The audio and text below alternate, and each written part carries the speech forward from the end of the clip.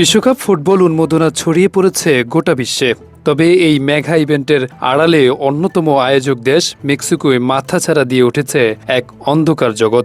Lakh lakh football ভক্তের Mexico আগমন ঘিরে পুঁজি করে দেশটিতে রমরমা দেহ ব্যবসা ও ব্যাপক মানব পাচারের আশঙ্কাজনক বেড়ে গেছে।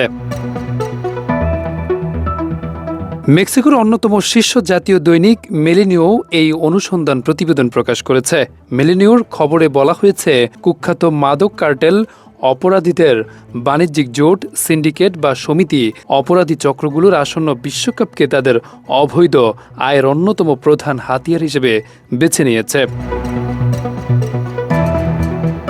গবেষক ও মানবাধিকার সংস্থাগুলোর তথ্য মতে ফুটবল বিশ্বকাপ 2026-এর মেক্সিকোর স্বাগতিক শহরগুলোতে পর্যটকের উপচে পড়া ভিড় থাকবে।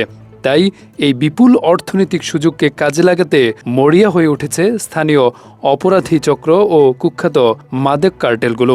ভুয়া চাকরির প্রলোভন ও চরম বল প্রয়োগের মাধ্যমে অসহায় নারী ও শিশু অভিবাসীদের জোরপূর্বক ঠেলে দেওয়া হচ্ছে এই যৌন শোষণের ফাঁদে।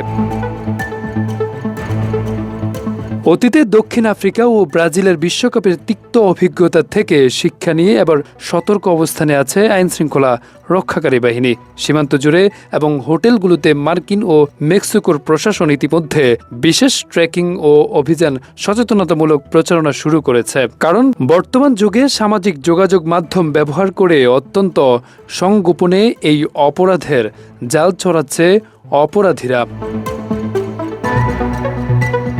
বিশেষজ্ঞদের মতে মাদক ব্যবসার পাশাপাশি মানব পাচার এখন মেক্সিকোর কার্টেলগুলোর অন্যতম প্রধান আয়ের উৎস হয়ে দাঁড়িয়েছে। তাদের প্রতিবেদনে আরও দাবি করেছে যে মাদক চক্রগুলো নারীদের শুধু যৌন কাজেই বাধ্য করছে না, বরং অনেক ক্ষেত্রে তাদের জিম্মি করে মাদক পাচার, প্রতিদ্বন্দ্বী গ্রুপের উপর নজরদারির মতো ঝুঁকিপূর্ণ কাজ করাতেও বাধ্য করছে। বিশ্বকাপের ফুটবল রোমাঞ্চের আড়ালে মেক্সিকোর এই অন্ধকার চিত্র এখন আন্তর্জাতিক নিরাপত্তা সংস্থাগুলোর জন্য বড় উদ্বেগের কারণ হয়ে দাঁড়িয়েছে।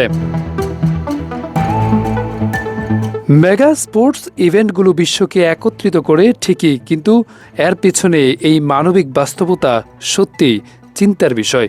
বিনোদনের আলোতে যেন কারো জীবন অন্ধকার হারিয়ে না যায়, সেটাই এখন বড় চ্যালেঞ্জ। আরাফাত হোসেন, যুগের চিন্তা।